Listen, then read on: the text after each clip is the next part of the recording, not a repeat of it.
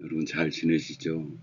네, 오늘도 말씀을 통해서 함께 교제할 수 있어 감사하고 또 말씀을 나눌 때 우리 주님의 은총이 우리 모두에 함께 하기를 주의 이름으로 축원합니다. 우리들은 계속해서 남왕, 북왕에 대한 말씀을 살펴보고 있습니다. 지금 우리들이 살펴보는 오늘 말씀의 내용은 북구대왕 여호람 때 사역했던 그 엘리사 선지자의 활동에 대한 내용을 살펴보고 있습니다. 엘리사가 활동하고 있는 이 북이스라엘은 일대 여로보암부터 우상을 섬긴 나라고 하나님으로부터 멀어진 그런 나라죠. 일대 왕부터 시작해서 여호람의 때에 이르기까지 계속해서 구대 왕이 이르기까지 우상을 계속 섬겼고, 그리고 마지막 왕 호세아 왕 때까지 계속해서 우상을 섬기다가 아수르에 망한 나라가 북이스라엘입니다. 이들의 이 나라 중에 우상이 극에 달한 때는 그 여호람의 아버지 북 7대 왕 아합이 통치할 때입니다. 그 7대 왕 아합의 때 그 활동한 선지자는 우리가 잘 아는 그런 엘리야였죠. 엘리야를 하나님께서 그 아합의 시대에 활동하도록 내려보내십니다. 당대에 가장 능력 있는 그런 선지자였고요. 물론 하나님이 허락하셔서 나타난 기적들이지만은 이 엘리야는 참 많은 능력을 보여주었습니다. 죽은 자도 살려냈고 병든 자도 고쳤고 또 먹을 것이 떨어지지 않는 기적도 나타냈고 하늘에서 불을 가져오고 3년 6개월 동안 오지 않던 비를 내리게 하고 또 여러 기적을 통해서 하나님의 권세를 드러낸 그런 선지자였습니다. 하나님께서 우상을 섬기는 아합의 시대에 이런 강력한 그런 선지자를 보내시고 기적을 베푸신 목적은 분명하죠.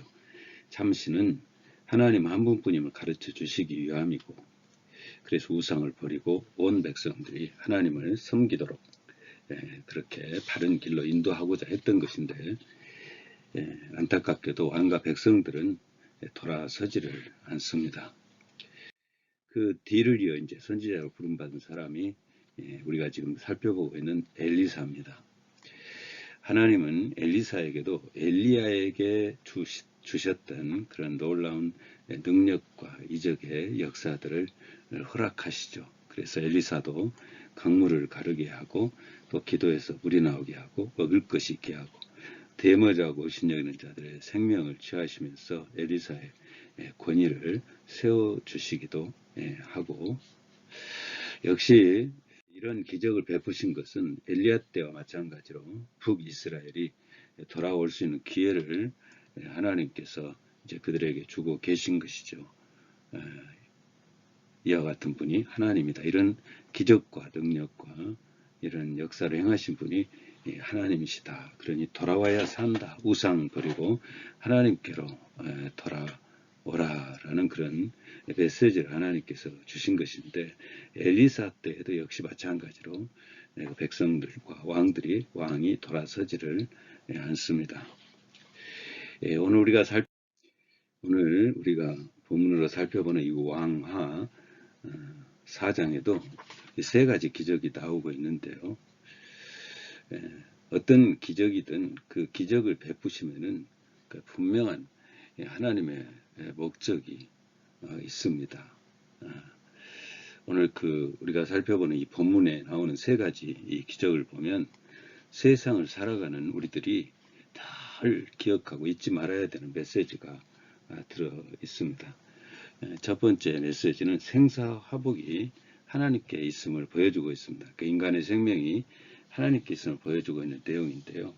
본문에 보면 갑작스럽게 그 수넴 여인 아들이 죽고 엘리사가 그 죽은 아들을 살려내는 그 사건이 나옵니다. 수넴 여인의 아들이 죽은 것은 정말 뜻밖입니다. 왜냐하면 이 여인이 아들을 낳게 된 배경에 대해서는 지난 시간에도 살펴봤지만, 이 수넴 여인에게 공개를 받던 그 엘리사가 수넴 여인에게 아이가 없는 것을 보고 아이를 낳지 못하는 여인인 것을 알고는 하나님께 기도하면서 그 여인의 태를 이제 여러 아이를 낳게 하게 되는데 그 아이가 갑자기 죽게 된 것입니다. 그 아이의 갑작스러운 죽음에 이제 수냄 여인도 놀라죠. 그래서 엘리사에게 와서 말합니다. 내가 언제 아들을 달라고 했습니까? 주실 때는 언제고 또 생명을 걷어가는 것은 또 무엇입니까? 이제 그 소리를 듣고 엘리사가 수냄 여인과 함께 그 여인의 아들이 죽어 있는 곳으로 가서 기도하더니 그 아이가 이제 살아나죠. 열왕기하 4장 34절에 보면 이렇게 말씀하고 있습니다. 아이 위에 올라 엎드려 자기 입을 그의 입에, 자기 눈을 그의 눈에, 자기 손을 그의 손에 대고 그의 몸에 엎드리니 아이의 살이 차차 따뜻하더라. 놀라운 기적이죠. 죽은 자가 살아난 일. 이 똑같은 기적이 그 엘리사의 스승인 엘리야가 활동할 때도 있었습니다. 그 엘리야에게 이제 마지막 음식조차 아끼지 아니하고 대접하면서 큰 은혜를 받은 그 사르밧 과부의 아들이 죽게 되는데 그 엘리야가 기도하여 그 아이를 살려내죠. 그러니까 이 두 선지자의 때에 죽은 자를 살려내시면서 하나님께서 강력하게 보여주시고자 하시는 그 내용이 있습니다. 앞서 말씀드렸듯이 인간의 생명은 하나님의 손에 있음을 알게 하시기 위함입니다. 죽고 사는 문제는 우상의 문제가 아니라 하나님께 있다. 생사화복을 주장하시는 분은 하나님이시다. 우상 섬기지 말고 하나님 섬겨라. 우리가 놓쳐서는 안 되는 메시지죠. 죽음이 두렵기는 하지만 죽음을 이기게 해주시는 분이 하나님이시라는 사실입니다. 사람이 죽어 땅속에 묻힘으로 모든 것이 다 끝나는 것 같지만 죽음으로 끝나는 것이 아니라 영원한 생명으로 다시 살아나게 하신 분이 하나님이심을 보여주신 기적의 사건이죠. 우리 예수님께서 말씀하셨죠. 나는 부활이요 생명이니 나를 믿는 자는 죽어도 살겠고 살아서 믿는 자는 영원히 죽지 아니하리라. 할렐루야. 두 번째 담고 있는 근혜는 치유하시는 분도 하나님이심을 보여주고 있습니다. 본문의 그 기적을 보면은 어떤 사람이 들에 나가 채소를 캐고 허기가 져서 호박으로 국을 끓여 먹으려 하다가 독이 있는 것을 발견합니다. 그래서 엘리사 선자에게 가서 자초지종을 말하는데 그때 엘리사가 이렇게 말합니다. 가루를 가져오라. 그리고 솥에 던져라. 그리고 퍼다가 무리에게 주어서 먹게 하라. 그러자 그 속 가운데 독이 없어지는 사건입니다. 그 가루가 무엇인지는 나와 있지 않습니다. 또 무엇인지 중요하지도 않습니다. 가루의 종류보다는 독을 해독케 하시는 분이 바로 하나님임을 강조하고 계신 것이죠. 여러분 한번 기억을 이렇게 더듬어 보십시오. 이와 같은 사건이 모세 시대에도 나오지 않습니까? 모세가 홍해를 건너고 기쁨에 겨워서 가나안을 향해 가는데 가도 강야입니다. 걷다 보니 목이 말라서 물을 먹어야 되겠는데 물이 없습니다. 다행히 얼마 안 가서 물이 발견되는데 물이 너무 써서 먹을 수가 없자 백성들이 원망과 불평이 터져 나옵니다. 목말라서 죽겠는데 어떻게 하면 좋겠습니까? 이때 이제 모세가 하나님께 기도하게 되고 하나님께서 한 나무를 가르쳐 주시고 모세가 그 나무를 물이 있는 샘에 던지는데 그 써서 먹지 못한 물이 단물이 되면서 백성들이 먹게 된 그런 사건이 나옵니다. 마라의 쓴물의 사건 속에서 하나님께서 그때 그 백성들에게 이렇게 말씀하셨죠. 나는 너희를 치료하는 여호와니라. 나는 너희를 치료하는 여호와이니라. 그러니까 엘리사가 국에 가루를 넣어 독을 없앤 것과 마라의 쓴물의 사건이 같은 맥락을 갖고 드러내고 있는 사건인 것을 보게 되면은 이 기적을 통해서 하나님께서 주시는 메시지가 있습니다. 병을 치유하시는 분이 하나님이시다. 병만 치유하신 것이 아니죠. 수많은 죄인들, 상처받은 이들 다 우리 예수님 앞에 다 오면 회복이 되고 새 삶을 살게 되지 않았습니까?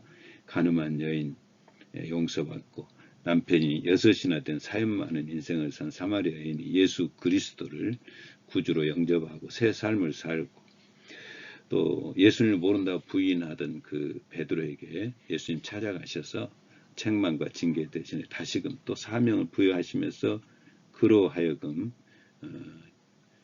주의 일을 감당하게 하시고, 우리가 잘 아는 사울 얼마나 못됐습니까? 믿는 자들을 핍박하고 교회를 해체하고, 그런 바울에게 우리 예수님께서 스스로 자신을 드러내시면서 회개하게 하시면서 그의 과거의 삶을 다 치유해 주시고 교회를 세우는 사역자로 삼으셨던 그 주님, 엘리사가 보여주신 이 두 번째 기적엔 우리의 영과 혼과 육을 치유하시는 분이 하나님이심을 분명하게 보여주고 계십니다. 여러분, 힘들고 어려울 때 어디를 찾아가십니까? 지쳐 낙심될 때 찾아가야 될 분은 바로 하나님이신 줄로 믿습니다. 세 번째, 담고 있는 은혜는 먹을 것을 책임지시는 분이 하나님이심을 보여주고 있습니다. 본문의 내용 속에 보면 보리떡과 채소를 100명에 줘서 먹게 한 사건이 나옵니다. 왜 그 자리에 100명이 되는 수가 모였는지는 알 수 없지만 추론할 수는 있죠. 당시 생활이 넉넉하지 못한 사람들이 그 엘리사 선지자에게 와서 말씀도 듣고 또 음식도 얻어먹고자 했던 것이 아니겠냐 싶고, 또 엘리사의 명성이 자자하니까 도대체 어떻게 생긴 사람인가 또 보고 싶기도 했고, 그래서 이제 모여들었겠다 싶은데, 하여튼 모여든 사람들에게 이제 엘리사가 말합니다. 누가 음식 가지고 있으면 그것을 내놓으십시오. 그랬더니 한 사람이 보리떡 20개, 자루에 담은 채소를 이제 가지고 나오고, 엘리사가 이제 명령을 합니다. 그것을 이 무리에게 주어 먹게 하라. 그 결과에 대해서 44절에 이렇게 말씀합니다. 그가 그들 앞에 주었더니 여호와께서 말씀하신 대로 먹고 남았더라. 먹고 남았더라. 할렐루야. 여러분, 이 말씀 보면 기억나는 그 예수님의 기적이 생각나죠. 오병이의 기적. 물고기 2마리, 떡 5개로 5,000명을 먹이고도 남긴 사건. 그때 성경은 이렇게 말씀하고 있습니다. 요한복음 6장 13절, 이에 거두니 보리떡 5개로 먹고 남은 조각이 12바구니에 찼더라. 할렐루야. 이 사건은 먹을 것을 책임지시는 분이 하나님이심을 보여주고 있어요. 참 놀라운 것은 이 세 사건 다 구약과 신약 속에서 연결이 되고 있다는 사실, 그 비슷한 맥락의 사건이 다른 곳에서도 이렇게 찾아볼 수 있다는 사건, 이 내용입니다. 구약의 사건이 신약에서 그대로 이렇게 나타나고 이어지고 있음도 보게 되고요. 히브리서 13장 8절에 그런 말씀 있죠. 예수 그리스도는 어제나 오늘나 영원토록 동일하시느니라. 할렐루야. 이 세 사건을 보게 되면은 구약과 신약의 내용이 오랜 시간의 그 간격이 있음에도 불구하고 내용들이 벗어나지를 않는 것을 알 수 있어요. 그러니까 구약의 하나님이 신약의 하나님. 이렇게 성경을 보게 되면은 아브라함의 하나님, 이삭의 하나님, 야곱의 하나님으로 이렇게 이어지면서 말씀이 주어지고 있지 않습니까? 그러니까 하나님은 그때 하나님이나 지금의 하나님, 3,500년 전의 하나님이나 지금의 하나님이나 2000년 전의 하나님이나 지금의 하나님이나 다 똑같이 역사하시고 똑같이 우리 가운데 보호하시고 인도하고 계신다는 사건을 말해주고 있고, 그때 사건이 그런 사건이 있었다면 지금 이 시대에도 그런 사건들이 일어날 수 있다는 것을 말씀해 주고 있습니다. 말씀을 맺습니다. 정리해 보면은 이 세 가지의 내용은 아주 우리 인간들이 살아가는데 정말 중요하고 친밀한 것으로 이렇게 주제를 다루고 있습니다. 인간의 생사의 문제를 다루고 있고요. 또 영과 육의 치유의 문제가 하나님께 있음을 말해주고 있고, 먹고 사는 문제도 하나님께 있음을 또 알려주고 있습니다. 그러니까 이 세 가지 기적을 통해서 우리에게 주시는 그 메시지는 아주 분명합니다. 가장 보편적이면서도 가장 중요한 인간의 문제를 해결하시는 분은 하나님이시지 다른 신이 없다는 것을 보여주고 있습니다. 주시는 메시지가 뭘까요? 그런데도 우상을 섬겨야 될까요? 하나님을 멀리하면서 사는 게 바른 삶일까요? 예전에 어느 교우집에 신방 가서 예배드렸는데 나오다 보니까 그 방문 위에 부적이 붙어 있더라고요. 그래서 저게 뭐냐고 얼른 떼시라고 그랬더니 머뭇머뭇거리고 못 떼시는 것입니다. 그래서 왜 못 떼냐고 했더니 부적에 효염이 있어서 목사님이 가고 난 뒤에 해를 끼치면 어떻게 하냐고.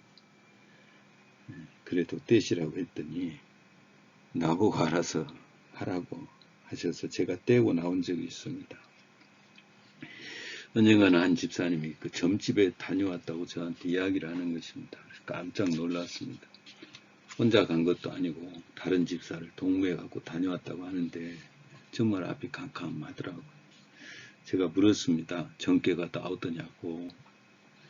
만약에 정계가 나왔다면 두 가지 중에 하나라고. 그 점쟁이가 거짓 점쟁이거나 아니면 집사님이 예수님 바로 믿지 못해서 그런 거라고. 예수 바로 믿고 있으면 점쟁이들도 놀라서 들고 있는 거 흔들지 못한다고. 그랬더니 민망하신가 죄송하다고 다시는 안 그러겠다고 하고 돌아갔습니다만은 제가 그분이 가고 난 뒤에 저의 목회를 좀 돌아봤습니다. 내가 얼마나 목회를 못했으면 점집에 가서 점치고 와가지고 목사한테 점치고 왔다고 말할까. 참 이런 자세 갖고는 참 은혜 받지 못하죠. 10계명 중 1계명, 2계명 우리 하나님께서 그토록 강조하신 것이 우상 섬기지 말라는 말씀 아닙니까? 너는 나 외에는 다른 신들을 내게 두지 말고 너를 위하여 새긴 우상을 만들지 말고 또 위로 하늘에 있는 것이나 아래로 땅에 있는 것이나 땅 아래 물속에 있는 것을 어떤 형상도 만들지 말며 그것들에게 절하지 말며 그것들을 섬기지 말라. 나 네 하나님 여호와는 질투하는 하나님인즉 나를 미워하는 자의 죄를 갚되 아비로부터 아들에게로 3, 4대까지 이르게 하거니와 나를 사랑하고 내 계명을 지키는 자에게는 1000대까지 은혜를 베푸느니라. 아멘. 여러분 어떤 일이 있어도 다른 신을 가까이 하는 것은 안 됩니다. 우리의 생사를 주장하시는 분은 하나님이십니다. 영혼육을 치유하시는 분도 하나님이십니다. 먹을 것을 책임져 주시는 분도 하나님이십니다. 이 사실을 알고 믿고 하나님을 섬기는 자가 최고의 인생을 살고 누리는 자인 줄로 믿습니다.